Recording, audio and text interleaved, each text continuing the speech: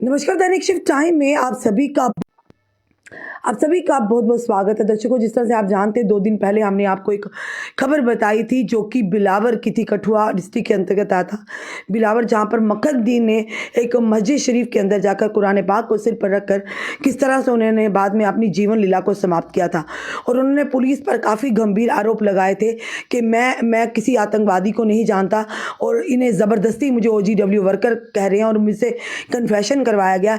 ये सारी आपको जो घटनाक्रम था हमने आपको बताया। उसके बाद जो रिबटल एडमिनिस्ट्रेशन की तरफ से आया था वो रिबटल भी हमने आपको पढ़कर बताया था। अब नया जो अपडेट इसे, क्योंकि 4 दिन का समय मांगा गया था, वहाँ पर जो प्रदर्शन किए कर रहे थे उस बच्चे के लिए, उस युवक के लिए इंसाफ मांग रहे थे, क्योंकि उसके छोटे छोटे 2 बच्चे हैं। कि ये कहा जा रहा, क्योंकि पुलिस पर गंभीर आरोप लगे थे और SHO बिलावर पर भी काफ़ी जो गंभीर आरोप वहाँ के लोगों ने, स्थानीय लोगों ने लगाया था। और उसी के चलते हमने PDP नेता तालिब चौधरी जी से बात की थी। उसके बाद हमने बिलावर के जो बनी के जो MLA विधायक है डॉक्टर मेश्वर सिंह जी से भी बात की थी। उन्होंने कहा था हमने 4 दिन का समय दिया, अगर 4 दिन के समय के अंतर्गत जो हमारी मांगे उसे पूरा नहीं किया गया तो हम लोग सड़कों पर उतरेंगे। नेतागण वहाँ जा भी रहे हैं क्योंकि लोगों के रिप्रेजेंटेटिव है। अगर बात करें तो आज इल्तिजा मुफ्ती ने भी वहाँ पर पहुँचना था, पर वहीं उन्हें घर पे रोक दिया गया, वहाँ उन्हें आने नहीं दिया गया। पर हाँ, उमर सरकार के कैबिनेट मंत्री जावेद राणा जो हैं आज बिलावर जा रहे हैं और उसी के चलते दोहरी रणनीति क्यों अपनाई जा रही है। यानी कि अगर उमर सरकार के एडवाइज़र कहते हैं कि हमारे हाथ में जो होम डिपार्टमेंट या पुलिस नहीं है, एक तरफ से आप ये तर्क देते हो और दूसरी तरफ से आप इल्तिजा मुफ्ती को रोक देते हो और जावेद राणा जी को खुली छूट है वहाँ पर जाने की। आखिर ये दोहरा मापदंड क्यों? इन्हीं सारी विषयों में हमारे साथ बात करने के लिए समय तालिब चौधरी जी को फ़ोन लाइन पर लेंगे, क्योंकि ये बिलावर से हैं और पल पल की जो खबरें हैं ये वहाँ पर ये अपडेट देते हैं और वहाँ पर जनता की आवाज़ को उठा रहे हैं। लगातार उन लोगों के साथ है जिस परिवार का वो सदस्य गया था। फिलहाल चलिए तालिब चौधरी जी से बात करते हैं। तालिब चौधरी जी, ये उमर सरकार का ये दोहरा मापदंड या करनी और कथनी में कितना है? हेलो तालिब चौधरी जी। जी नमस्कार सर। नमस्कार सर। आज हमें जो सूत्रों के आधार पर खबर मिली थी कि इल्तिजा मुफ्ती जी वहाँ जाने वाली थी बिलावर में, पर उन्हें रोक दिया गया। पर हाँ, जावेद राणा जी को वहाँ पर खुली छूट है जाने की। ऐसा दोहरा मापदंड क्यों जी? रश्मि, यही बड़ा सवाल है कि परसों जब आप लोगों ने, मीडिया के साथियों ने प्रेस कॉन्फ्रेंस ली एडवाइजर टू चीफ मिनिस्टर साहब से और उनसे पूछा कि देखें SHO बिलावर ने वहां पे नंगा नाच नचाया हुआ है। वो हिंदू नहीं देखते, मुसलमान नहीं देखते, सिख नहीं देखते, जो मिलता है पैसे वाला उसको उठाते हैं, पैसे लेते हैं और छोड़ देते हैं, जिससे नहीं मिलते उसको मिलिटेंसी केस में बुक कर देते हैं। तो ये इल्जाम भी है, पूरी पुलिस डिपार्टमेंट पे बदनामी भी है, तो आप उस पर कार्रवाई क्यों नहीं कर रहे? तो इनके एडवाइजर साहब ने कहा कि देखें, बड़ी बेबसी जाहिर की, नहीं हम तो करना चाहते हैं बहुत कुछ, लेकिन हमारे पास पुलिस नहीं है, पुलिस तो LG साहब के पास है। तो ये सवाल आप जाके LG साहब से करिए, हमसे ना करिए। तो ये तो हो गई परसों की बात। जब इंसाफ की बारी आई तो उन्होंने पल्ला झाड़ लिया कि पुलिस हमारे पास नहीं है। आज जब ताजियत की बारी आई, कल हम एक बड़े पुलिस ऑफिसर से मिले, जम्मू के सबसे बड़े, वन ऑफ द बड़े पुलिस अफसर से मुलाकात की। हमने उनसे ये रिक्वेस्ट की कि सर, अभी इस बच्चे को मार दिया है, अभी 40 दिन तक इस बच्चे की रसूमात होनी है। 40वां एक लास्ट खत्म होता है, खत्म शरीफ होता है, उसके बाद साल का खत्म करते हैं इनकी मुसल्लिक के मुताबिक। तो आप जब तक ये लोग, इनका गुस्सा ठंडा नहीं होता, आप इनको जाने दीजिए। कुछ रिश्तेदार बंद कर रखे हुए हैं आपने दूर दूर, आप इनको आने जाने दीजिए ताकि ताजियत करें, एक दूसरे के साथ गुस्सा थोड़ा हल्का करें, रोएं पीटें, तो उसके बाद नॉर्मलाइज हो जाएंगी चीजें। तो इंसाफ की तरफ आप बढ़ ही रहे हैं, हम भी कोशिश करेंगे, जो आपको हेल्प चाहिए हम भी प्रोवाइड करेंगे।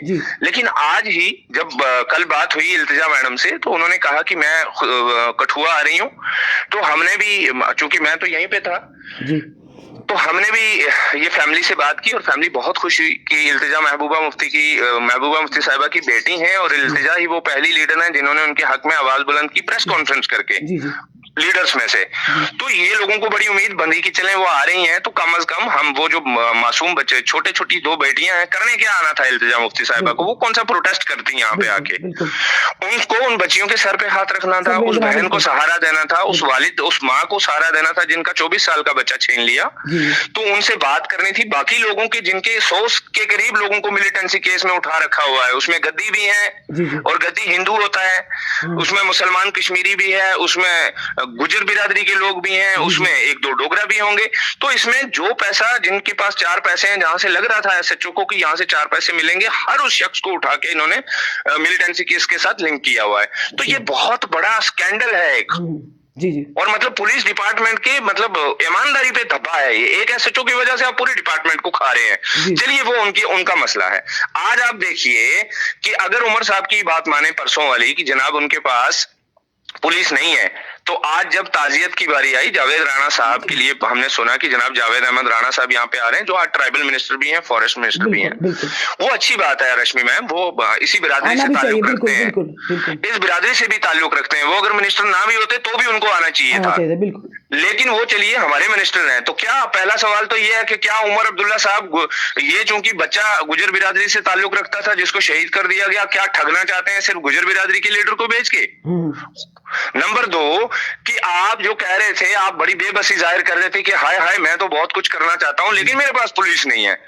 तो आज आपने कह दिया एलजी साहब की पुलिस है, तो आज एलजी साहब की पुलिस कैसे जावेद राणा साहब को अलाउ कर रही है और कैसे इल्तिजा मुफ्ती को रोक रही है? बिल्कुल, ये दोहरा मापदंड क्यों? वही तो हम भी ये कैसे? क्योंकि हमें भी समझ नहीं आ रही ना, क्या लगता है कि गेम चल रही है कि जिसके चलते कुछ को रोका जाता है, कुछ को जाने दिया जाता है। ये दोहरा मापदंड चल रहा है। देखिए ये मुझे जब मैडम ऐसा ही लग रहा है कि ये दोनों मिलके खेल रहे हैं, एलजी साहब और दिल्ली और उमर अब्दुल्ला साहब मिलके खेल रहे हैं और ये लोगों को बेवकूफ बनाने की कोशिश कर रहे हैं। जो जम्मू कश्मीर के लोग कतई बेवकूफ नहीं बनेंगे। जी जी आपने बेबसी जाहिर की, आपने बडाल के अंदर लोगों को कत्ल हुए, आपने कहा जी हॉस्पिटल हमारे पास नहीं है, जी जी हम दिल्ली एम्स में और यहाँ पे पीजीआई में नहीं शिफ्ट कर सकते। आप कह रहे हैं बिलावर में इंसाफ की बात आई, सोपुर में इंसाफ की बात आई, आप बोल रहे हैं पुलिस हमारे पास नहीं है। तो खुदा का वास्ता आपके पास है क्या? बिल्कुल। आपको 50 एमएलए दिए जम्मू कश्मीर के लोगों ने, इसलिए दिए थे कि आज आप बोलेंगे कि हमारे पास पुलिस ही नहीं है जनाब, अस्पताल हमारे पास नहीं है जनाब। फिर क्या है सर आपके पास? बिल्कुल, क्या यही है कि आप साजिशें करेंगे? और देखिए ना, हम तो ये चाहते हैं यहाँ पे रविंद्र रैना साहब आने चाहिए, यहाँ पे सतपाल शर्मा साहब आने चाहिए, यहाँ पे जितनी भी पॉलिटिकल पार्टीज हैं उनको अलाउ किया जाए, वो आके यहाँ के लोगों की पर एक मिनट तालिब जी, मैं आपसे एक सवाल करना चाहूंगी। जब हमने कल वीडियो एक किया था, जो हमने रिबटल पढ़कर सुनाया था, लोगों ने, वहाँ के बिलावर ने, हर जाति के, हर धर्म के लोगों ने वहाँ पर कमेंट किए थे कि यहाँ पे बड़ा ही गलत हो रहा है लोगों के साथ, किसी भी धर्म, हिंदू मुस्लिम सिख से सबके साथ बड़ा गलत हो रहा है। यहाँ पर लोगों को जानबूझकर फंसाया जाता है पैसा लेकर, और मीडिया जो कर्मी वहाँ पर, उन्हें भी एडमिनिस्ट्रेशन की ओर से उन पर केस डाले जाते हैं, उन्हें दबाया जाता है। तो आखिर बिलावर में इतना इस तरह का तांडव चल कैसे रहा है? रश्मि मैडम आप देखिए, आप बड़े जर्नलिस्ट हैं, खुदा करे आप और आगे तरक्की करें। आप देखें यहाँ पे एक वर्मा नाम की जर्नलिस्ट है, मैं उनका पूरा नाम भूल गया हूँ, रियास ये बिलावर में।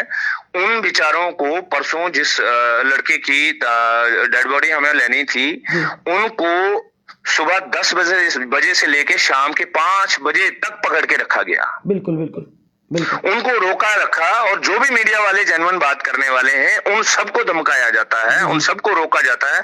तो इस सारे खेल को क्यों नहीं सामने आने दे रही पुलिस क्यों नहीं अपना क्लियर करना चाहती? और ये समझ नहीं, आज वाले इस इल्तिजा मुफ्ती साहिबा के रोकने वाले एपिसोड से तो बिल्कुल समझ आ रहा है कि यहाँ पे उमर गवर्नमेंट भी अगर एडमिनिस्ट्रेशन ने कुछ नहीं किया, अगर पुलिस ने कुछ नहीं किया, फिर रोकने का मतलब क्या? चाहे वो मीडिया कर्मी हो, कौन सी बात है जो नहीं चाहते कि सामने आ जाए?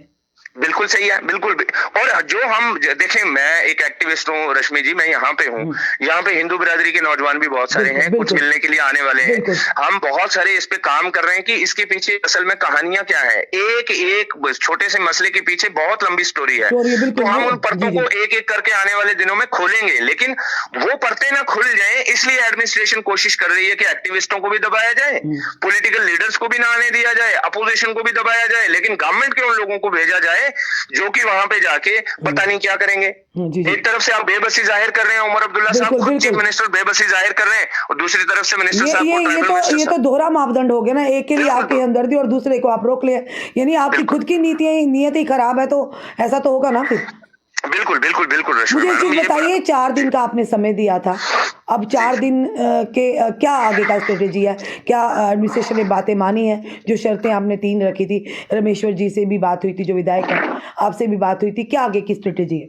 देखें रश्मि जी, हमने 4 दिन का इसलिए कहा था क्योंकि 4 दिन तक बहुत सीरियसली लोग आते हैं और ताज़ियत करते हैं, दुआ वगैरह दुआया प्रोग्राम चलते रहते हैं। तो चहारम एक खत्म शरीफ पढ़ाया जाता है उस गुजर जाने वाले की मगफिरत के लिए। तो वो चहारम जब 4 दिन हो जाएंगे उसके बाद हम कोई बहत के प्लान बनाएंगे कि हमने आगे क्या करना है। लेकिन हम सोच रहे थे कि चहारम के बाद भी शायद 15 तक या 20 तक या 40वें तक भी हम कोई उस तरह का हार्श कदम नहीं लेंगे, क्योंकि एडमिनिस्ट्रेशन अगर चाहती है, यहाँ पे गवर्नमेंट पे पापला उमर साहब भी चीफ मिनिस्टर हैं, एलजी साहब भी हैं, पुलिस भी है, सारे लोग हैं, तो हम अपोजिशन के लोग भी हैं, तो हम सारे मिलके इन केसेस को सामने लाएंगे और कोशिश करेंगे कि इंसाफ हो। लेकिन जिस तरह से उमर साहब और जिस तरह से पुलिस का रवैया है और बदकिस्मती से अब उमर साहब का भी खेल सामने आ रहा है, तो उस हिसाब से तो लगता ही नहीं है ये इंसाफ देने की फिक्र में है। क्या लगता है आपस में कोई सेटिंग होगी है इनकी गेम? एग्जैक्टली, वो तो सामने नजर आ रही है ना। इल्तिजा मुफ्ती साहिबा को रोक लिया। देखें इल्तिजा मुफ्ती साहिबा कौन है?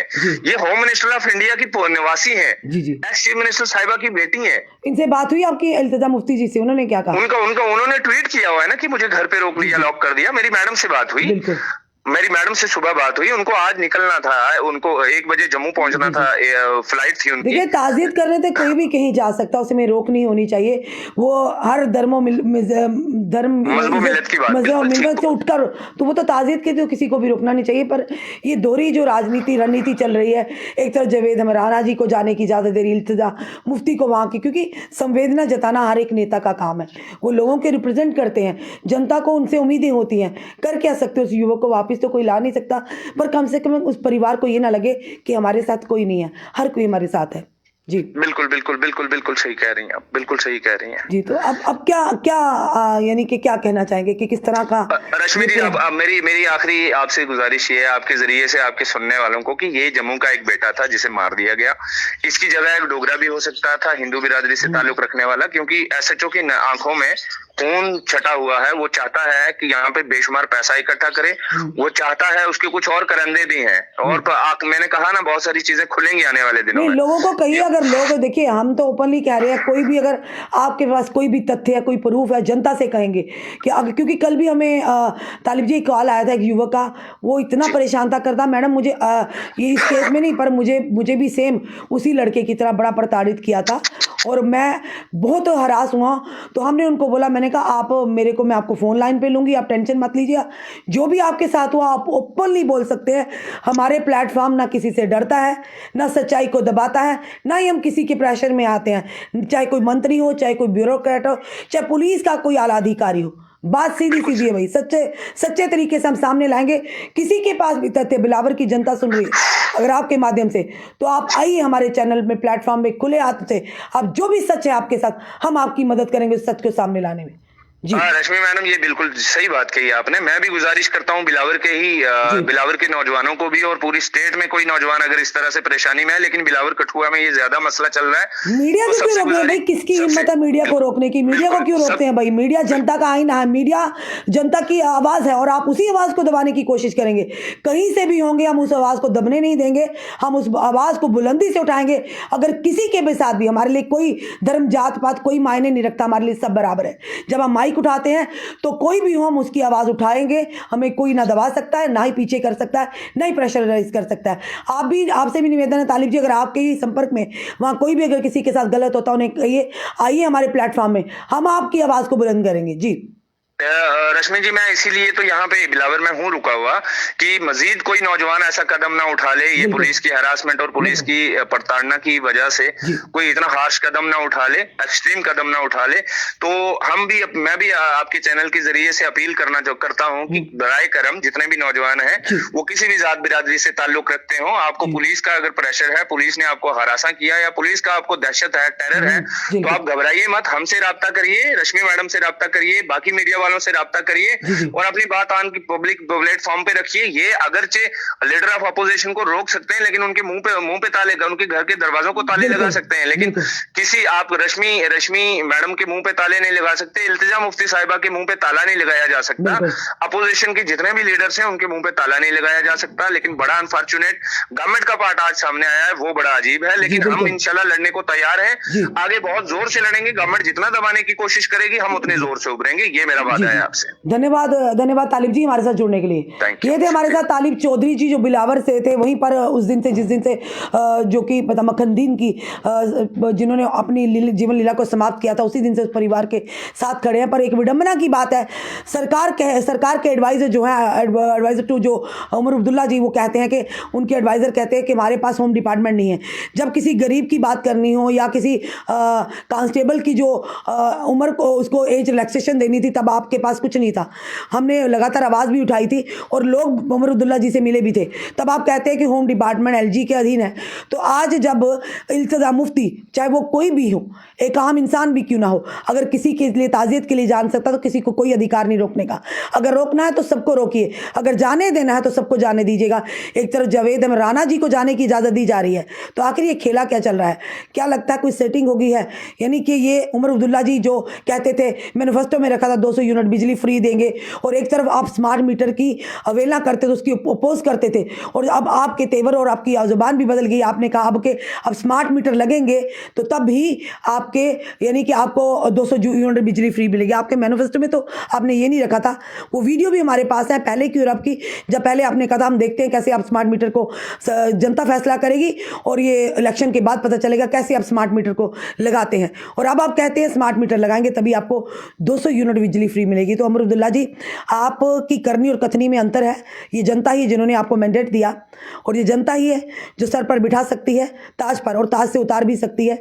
जनता के पास बड़ी पावर है। तो जनता की उम्मीदों पर, जो जनता ने आपको बिठाया कुर्सी पर, आपसे उम्मीदें जताई हैं, उनकी उम्मीदों पर खरा उतरिए। ये भेदभाव छोड़ दीजिए। आप सीएम हैं जम्मू कश्मीर के, आपके द्वारा इस तरह का भेदभाव हो तो वाकई काफ़ी सारे सवाल खड़े होते हैं। फिलहाल आपका क्या कहना है ज़रूर बताइएगा, और इस वीडियो को जितना हो सके शेयर कीजिएगा। जुड़े रहिए हमारे साथ अगले अपडेट के लिए। जय हिंद, जय भारत।